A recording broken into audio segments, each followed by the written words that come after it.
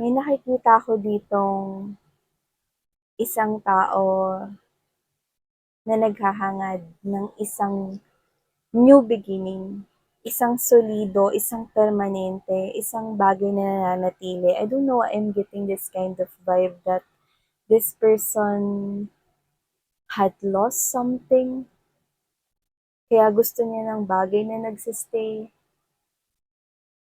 But I'm getting that this person here feels lost as well, trying to look out for something na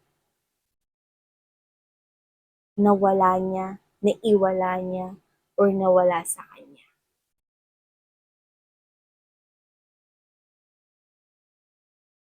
I'm trying to feel the energy and it's getting heavier. Let's find out more. Yeah, five of air energy. Definitely this person is having this kind of conflicts or challenges around him or her. Looks like there are problems that exist here, but I'm getting that it's more likely obstacles, challenges. Willing naman siyang isurpass itong mga ito, but it looks like it's quite difficult. And that's what we're gonna find out. What is it and what's going on? Kasi, alam mo, sa totoo lang, hindi ko alam kung ba't ganito yung ear. Pero parang this is a different reading. However, we're gonna take a look at more about this one for you guys, of course.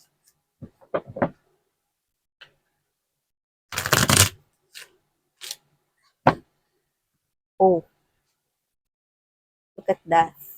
We have here the Eight of Water energy in the Hierophant. We've got it in reverse. So it means that someone here is coming back.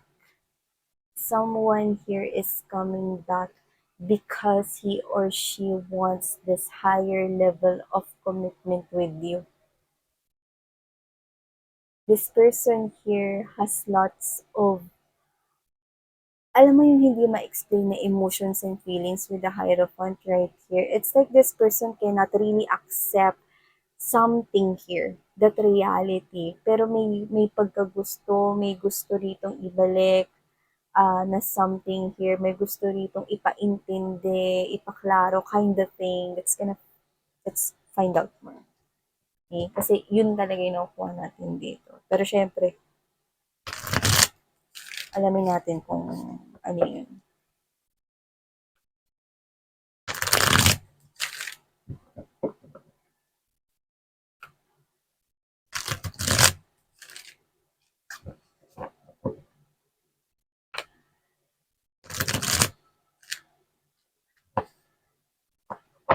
Okay.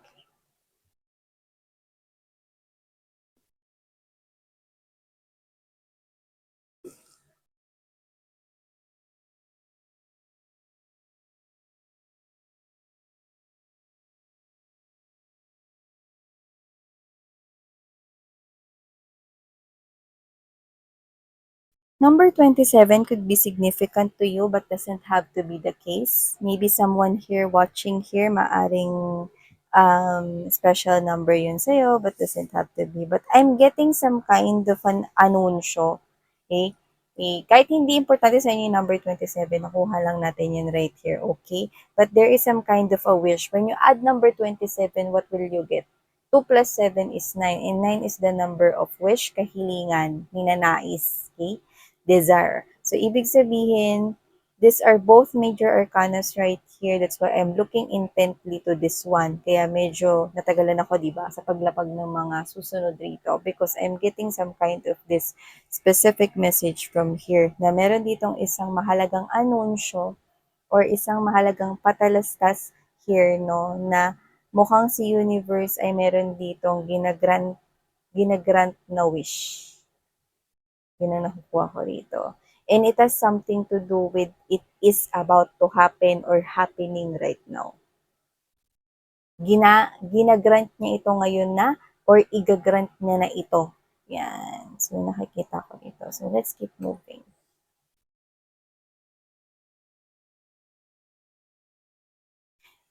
This Six of Water gives me the vibe that it is not okay. It is not happening in the 3D world.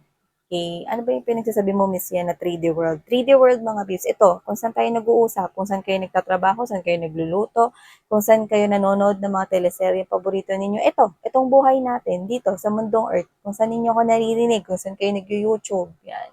3D world ang tawag dito. 5D world naman sa mundo ng mga panaginip. So, whatever the case may be, I'm seeing na this with the Six of Water, okay, etong wish na 'to is puwedeng wish pa, okay, with the past lives. Past lives, okay? Ibig sabihin, past lives, okay, ito ay past life na nangyari sa inyo involving you guys. There is this wish na igagrant either ikaw yung nag-wish nun or either meron ka ditong ka-involved na nag-wish noon pa, nung past life pa mga babes ha, past lives. Ibig sabihin, no, yung nabuhay kayo, no, noong panahon pa, no, kung saan hindi itong 3D world na ito. Like literally, pwedeng ikaw yun. Okay, doesn't have to be na kailangan mong matandaan yun. Okay, pero sa nakukuha ko rito, mukhang nabuhay ka na, no, before pa. Nagkaroon ka na ng past life before. And doon nagsimula yung wish na yun. And that's what we're going to make alam detail. So, let's keep moving. Very heavy, no? Kasi ang nakuha natin dito is yung wish ng kay tagal-tagal na from past life pa, tapos ngayon ginagrant, no? At yun ay isang mahalagang anunsyo here for you guys. Wow.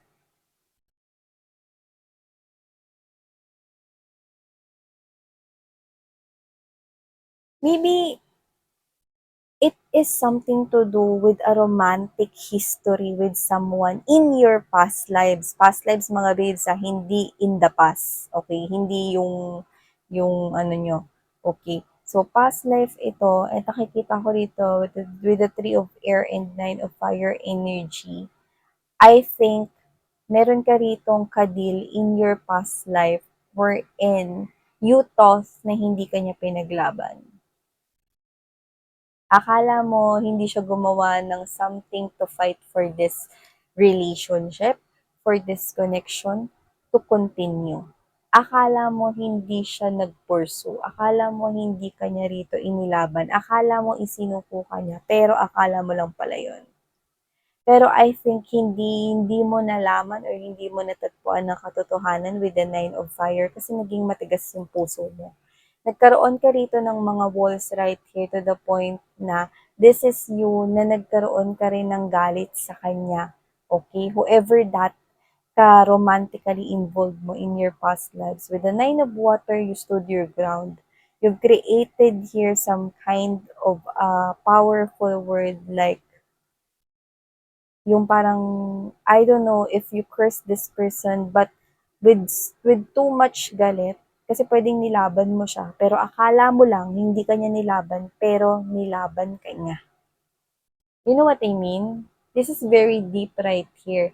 Like, meron na kayong matinding connection ng person na to in your past lives right here at pwedeng nagtanim ka ng galit sa kanya or nagalit ka sa kanya, no, to the point na parang nag-mention ka ng makapangyarihang words noon, no, na parang parang nadadala mo ngayon sa yung 3D world. Kasi ngayon, parang nabuhay ka ulit, and then there's this you do not know, okay, maybe naulit yung parang akala mo no, na parang nai-involved ka ngayon na sa 3D world. Okay, I hope nasusundan ninyo.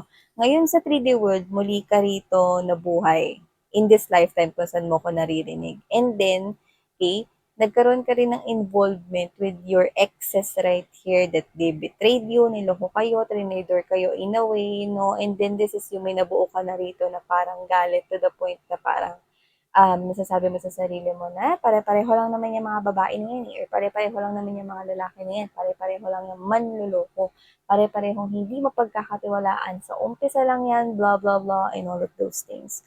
But, That is you. Nabitbit mo kasi yon, yung galit na yon, no, na noon mo pa pala in your past lives na naranasan at naramdaman. Kasi meron ka in your past lives right here na katotohanang never mong nalaman. Never mo ritong nalaman.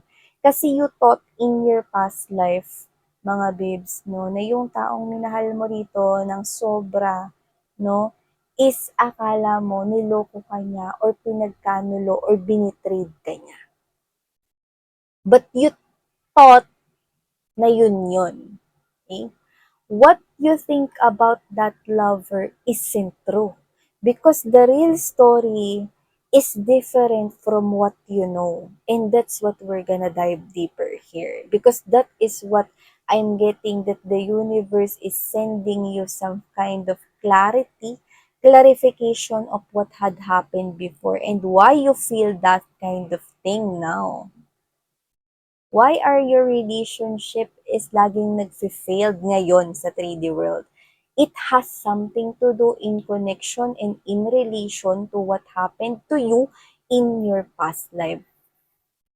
Okay? I hope, alam mo kaya sometimes, no, it's challenging for us energy readers to explain this, especially if past life is connected. Kasi malaki talaga minsan ang kaugnayan nito, no, sa nangyayari at pangyayari sa iyong buhay right now, babe. But we're gonna dive deeper into that, and that's what we're gonna look right here.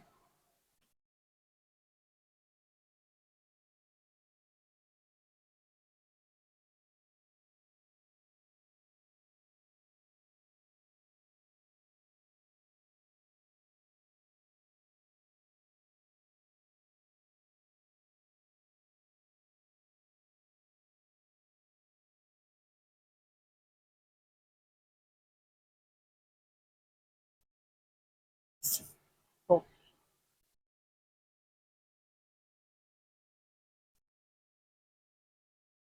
okay, good. Good, okay, I got it. Okay, so collective, thank you so much na sa patuloy at wala ninyong sawa na pagsuporta sa akin dito. Sa mga new subscribers, hello, ako po si Yan. Welcome kayo rito and sana magstay kayo dito sa aming community. And yeah, to the returning subscribers, maraming maraming salamat sa paulit-ulit, pagbalik-balik at walang sawa ninyo, no, na pagtangkilik dito sa channel ko na ito. Thank you so much mga babes, no. And yeah, you can bring as well your other colleagues, family members, genuine soul tribe here in this channel kasi baka meant to be heard din nila ang mga mensahe here. So yeah, let's continue this one. This is quite heavy and this is quite intense. I'm looking intently to this one because I want to give you the right and precise message I'm getting from here. So yeah, I think that's it. Akala mo hindi ka niya pinaglaban? Let's go back to the past life.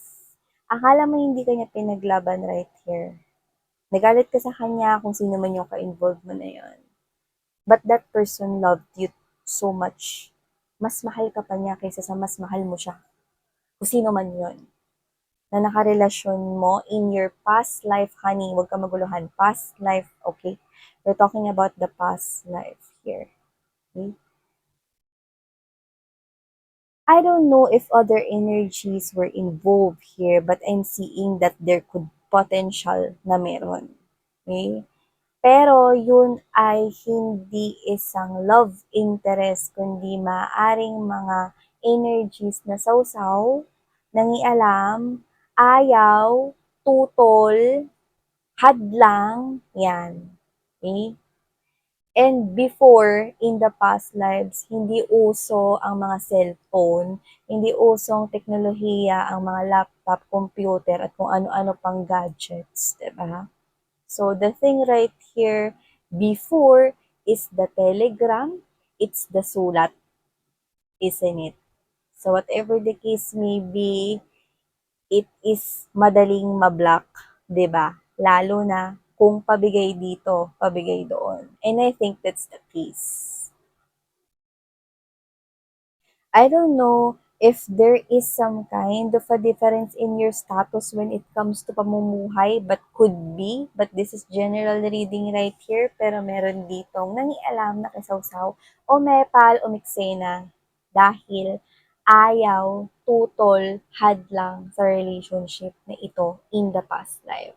At akala mo hindi ka niya pinaglaban, so maaaring tinatry kayo ritong paghiwalayin ng yung partner right here in the past. Either that could be a parent na hindi yan yung gusto nila for you guys, or that could be a friend na alam mo naman, no, noong unang panahon kahit friend, no, mahilig rin makisawsaw, no, kaya nga may history yan hanggang ngayon, nag-i-evolve yan.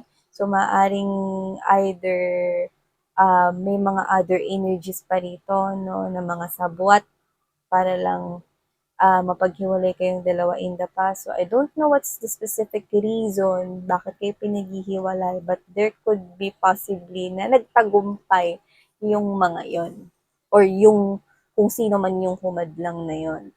It is not a love interest na sumama siya sa iba kasi minamahal niya yon, kasi may gusto siya doon, kasi gusto niya panindigan yun kaysa sa'yo. Hindi ganun. This person is actually in love with you more than kung gaano mo siya kamahal. Are you getting that? So that is the truth na hindi mo alam kasi ang nanatili sa iyong mind, sa iyong thoughts is iniwan ka niya, tinalikuran ka niya, at nasaktan ka ng sobra.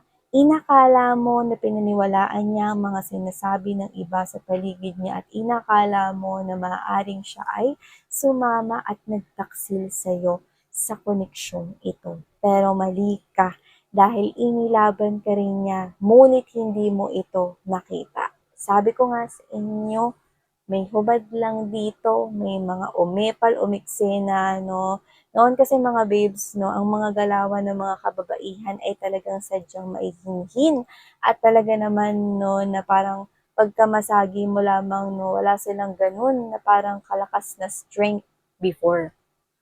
Okay? Hindi ngayon, no, na parang yung mga babae matun na, no. Yung parang, oy, tabi dyan, tatakbo ko, hoy. Nagmamadali ako, malilate na ako, no? So, iba na ngayon, pero noon, no, yung mga kababaihan is nagtataglay rito ng parang may hinhin sila, finesse, or whatever. So, yan. Whatever the case may be, okay, wala tayong gender dito. Pero kasi dito kasi mga babes, no, madali na napaghiwalay kayo ng mga tao rito sapagkat unang-una limitado ang komunikasyon. Pangalawa, maaaring meron silang mga hangarin na selfish acts nila, no, na wala silang pakialam dito, basta lang mabigyang daan dito yung mga desires or kagustuhan nila. Kasi noon, uso rito yung parang barter or pagpapalit rito, no, ng bagay, no, upang makuha mo ang gusto mo rito na maging kapalit nito. So, kung ano man ito, nakikita ko rito na nagtagumpay yung mga epalogues, no, in the past. Pero, mga babes, no, hindi ko alam kung paano kayo pinaglaban nitong person na to, pero maaaring sinubukan niya ang iba't ibang uri ng mga paraan upang makalapit sa iyo, no, upang maiparating sa iyo rito na nandiyan siya, no. Hindi talaga nangyari-yari yon dahil nga sa mga bagay na puntos na pwedeng ibinahagi ko sa inyo kani-kanina lamang. No? Pero kung sino man yon, sa sobrang hangarin niya, kasi alam niya eh, dito kasi lumalabas mga mahal, no? Dito kasi lumalabas rito na nalalaman niya at alam niya, no, na maaaring ikaw ay nagtampo, lalo na kung may usapan dito ng tagpuan or whatever, no, na ikaw ay nagtatampo, no, na inaakala mo rito na ikaw ay kanyang tinalikuran or what, no, alam niya yun. Pero wala siyang magawa sa sitwasyon dahil may mga epal nga eh. Sarap tirisin ng mga epal, no? So, nakita ko rito, no, that this person wish upon a star. Okay. Nag-wish siya rito, and this person did sacrifice something. I hate to say this, pero ito yung nakita ko sa image ng mind ko. Okay? This person did, okay, kill his or her own life as a sacrifice right here to ask that one wish to be granted, if you know what I mean.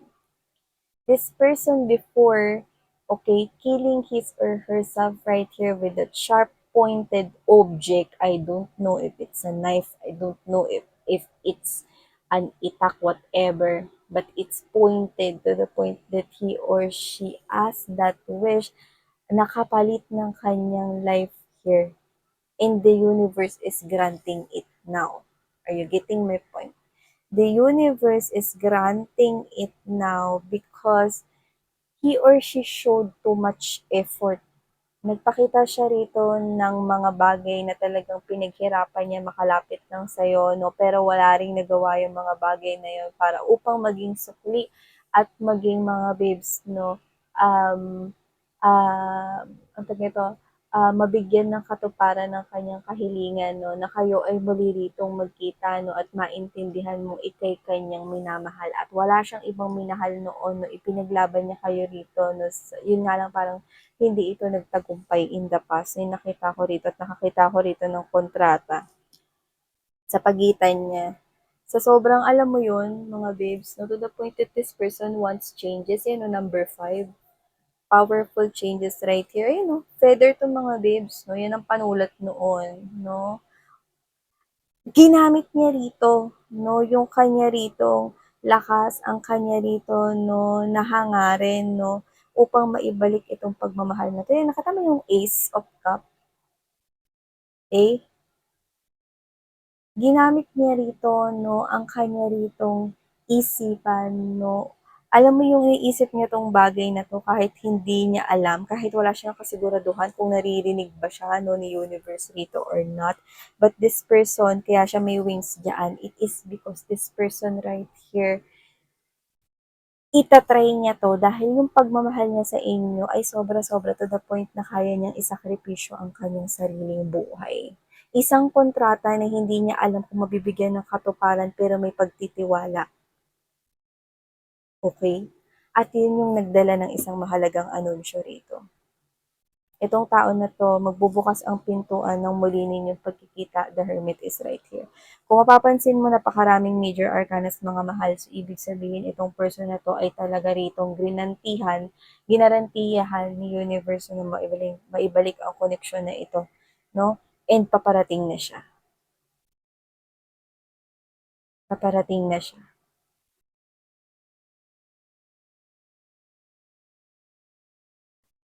Eight of water energy to the 10 of coins. Hindi kinakailangan na maalala niya na yun yung pangyayari noon, pero ito yung history ninyo. Ayun yung destiny ninyo. Pero ngayon wala nang mga epal na mga sundalong hahadlang, no? Ngayon, pag may load ka, pwede ka na mag-send ng text, no? Ngayon, may laptop na at kung ano-ano pang internet modes ngayon, no? Pwede ka na rin ngayon, mga babes. Noon kasi, ang paraan lang ng komunikasyon ay pagsigaw, di ba? Oy, dito na yung ano, order mo. Oy, kunin mo na. Diba? Pagsigaw or pagtelegrama, pero ngayon mas malaya na, no, na magpapatuloy ito. Pero yun nga, no, medyo nakuha ko dito na parang medyo naging bigo ka, no, sa mga exes mo before, no. Hindi magiging madali ang pagpapapasok mo rito, no, sa taong to. Ito yung person mo na yun. Okay? Na in your past life siya yun, mga babes, no, yung kakonek ninyo na muli siya rito binabalik rito, no? At sa una ninyong pagkikita, no, nakita ko rito na nahanap ka niya. Siya, magiging sigurado siya, no? May mararamdaman siya rito na parang may hinahanap siya at ikaw yun. Yan, no? At ikaw naman, no, with this King of Earth energy, maaari talaga mga babes na sobrang tagal talaga nangyari nung past lives na to because Pentacle, no, is the symbol of slowest and oldest thing happened ever. So, maaari talaga, no, na yan, no, alam mo yung mukha mo, hindi mo maipinta, pero parang familiar siya na hindi mo maintindihan yung sarili mo. It is because this is the person you once loved. And this person actually loves you more than you love him or her. This connection is mababalik dito. Hindi na kailangan mag-explain, hindi siya mag-explain sa'yo mga babes, no, na sinakripisyo niyo yung buhay niyo, walang ganun, no? Pero yun yung history ninyo, no? Pero yung damdamin ninyo, no, nakakita tayo dito na muli kayo ritong hinatak no ng red string palapit sa isa't isa. Red string is the symbol that you are destined for each other and you are destined to meet and give this relationship another chance. And the universe did grant that. See? This is one of the heaviest reading that we've got right here because I don't know how to explain that further, but I hope na nagawa ko rito yung best ko mga babes na naintindihan ninyo no ang flow ng naging storyline okay ng inyong past life pagdating sa inyong romantic relationship. Okay? So, whatever the case may be, you're gonna meet again with this person here. Okay? And this person's love for you did cross that bridge. Okay? Did cross that path para muli kayong magkasama dito. So, thank you so much, Collective, Sarah Ngayon Love and Life. Annyeong!